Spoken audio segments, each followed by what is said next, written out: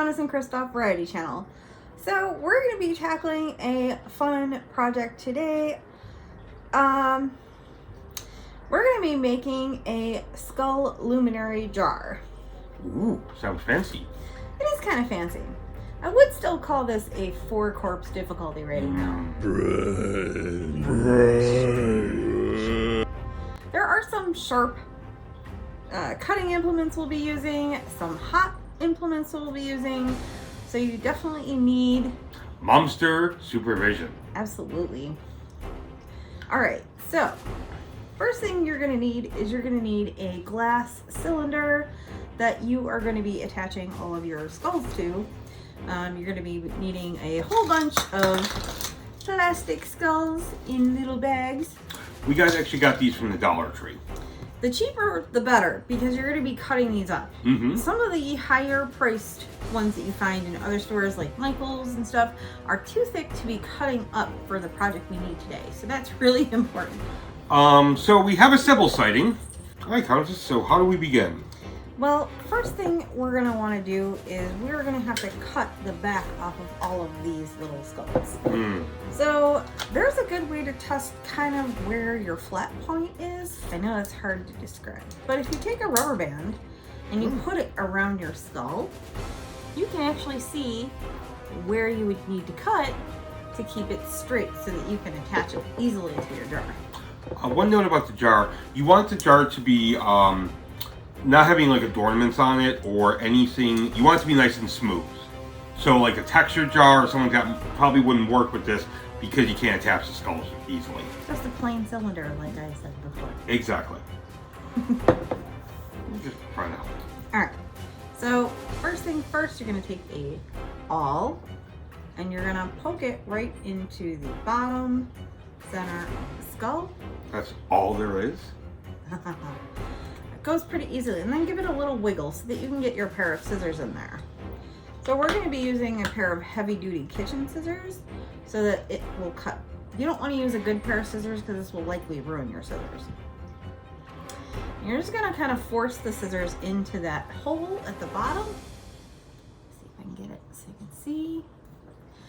And you're going to give your first little snip. You could do this with a hot knife if you have one. I don't have one that I can find at the moment. You want to kind of control your cuts so that you stay along that flat line. So then you basically have just cut off the back of the skull like that. So I'm going to hand that over to Christoph and he's going to set it off to the side. Okay, so we're gonna, because we don't have quite enough skulls, we're gonna cut some of these in half this way, along this way, so we get 2 skulls for the price of 1. And now we just need to repeat the process a billion times more.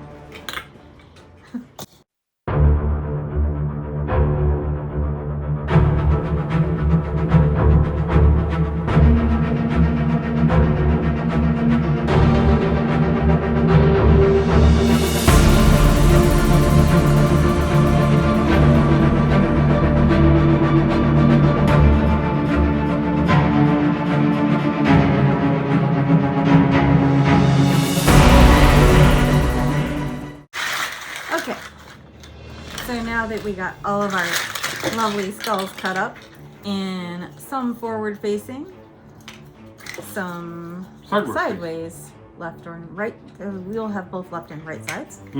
We did this to extend our 4 bags of Dollar Tree skulls. Just so that we make sure we have enough to cover everything. Right.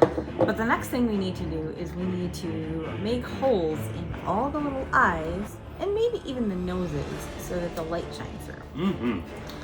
So to put the little holes into the eyes and nose, you're going to be using a soldering iron. And this is going to get very fumy, so you want to make sure you're working in a very well ventilated area. We actually have our porch door open and our fans working to blow the air out. We don't want any of those noxious fumes. Yeah, and what you're going to do, because this is going to get hot, it's just starting to, is every time you make a hole, you're going to want to wipe it off on a wet sponge to get off all the plastic residue so it stops smoking immediately and reduces your toxins. You could also wear a ventilator while you do this if you chose to.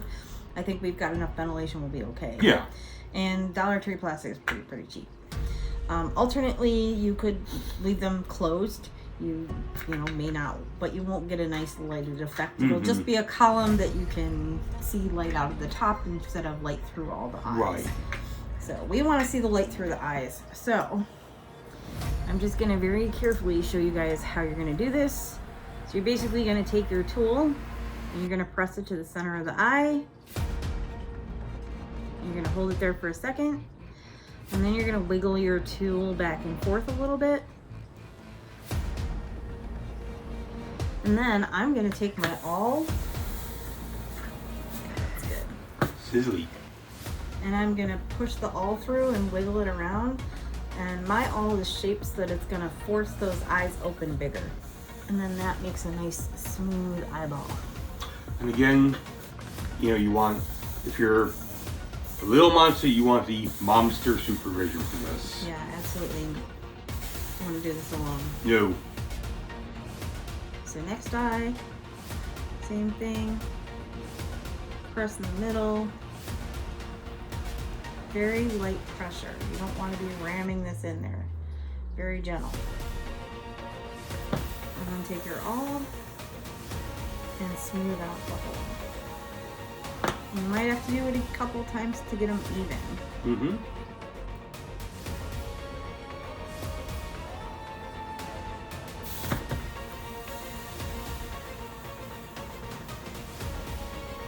You could also use a pen instead of awl. Just something to make the eyes the same.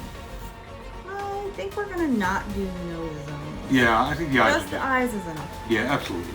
So, next thing, you know, you got your sideways face.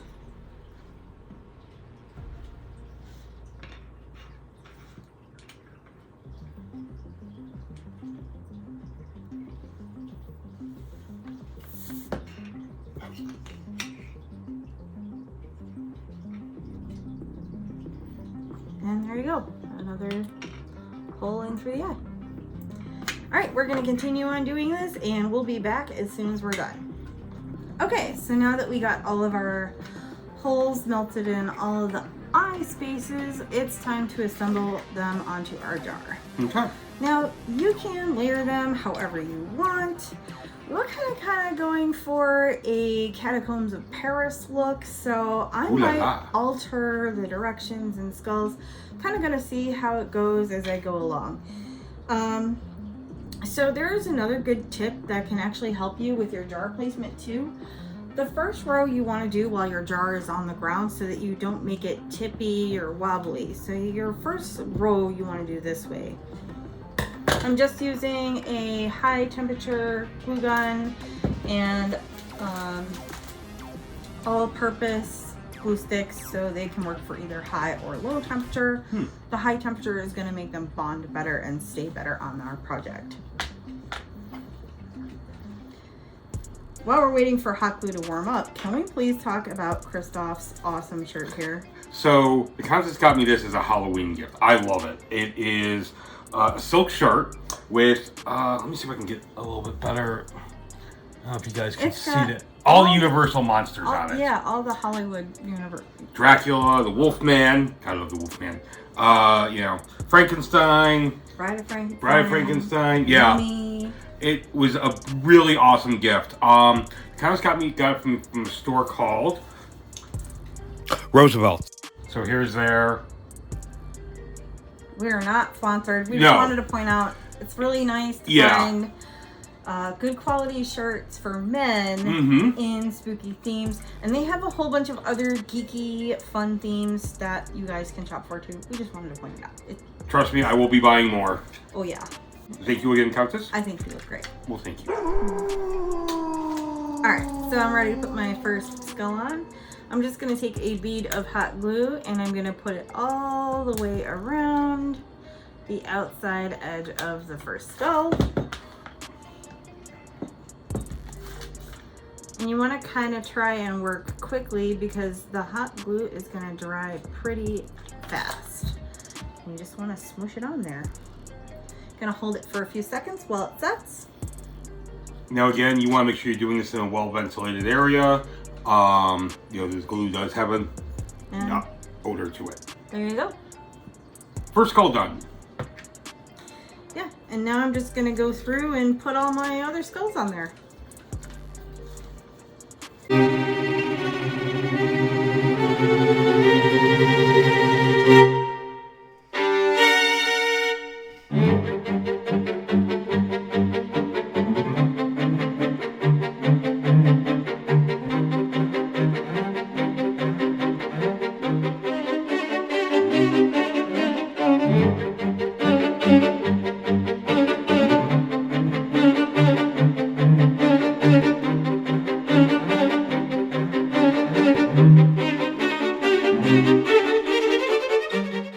Okay, so as you can see, we've got all of our skulls glued on here. That looks amazing. Yeah, it's going to be a great addition to the lab. Indeed.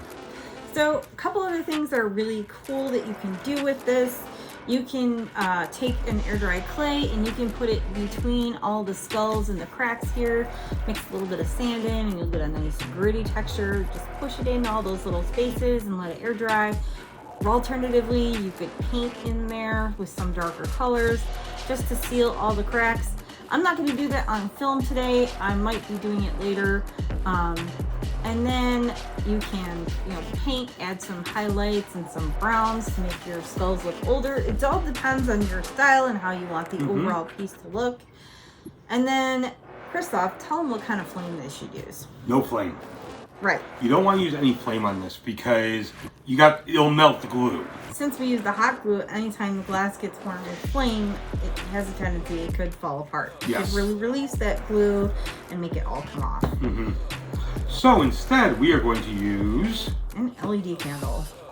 So you can get these anywhere. Easy maintenance. A lot of them look really realistic. I just so happen to have a funky color changing one that you just drop right in there, and boom. Really cool skull catacomb lit pillar candle. Luminary. Yes, Luminary, yes. All right. Thank you for joining us today on today's little episode. Make sure you hit a thumbs up if you liked what you saw today. Big thumbs up, yep. Leave a comment if you have any suggestions or show us if you've tried this. Show us some pictures. We'd love to see them. Yeah, or if you have any questions about steps that maybe we didn't show all the way if we're good enough. Don't forget to subscribe so you never miss an episode of all the fun going on here in the lab. And be like the bats in Belfry and hit that bell so you get notified. All right, thanks for joining us again, and we'll see you in the lab next time. Bye. Good evening, mortals.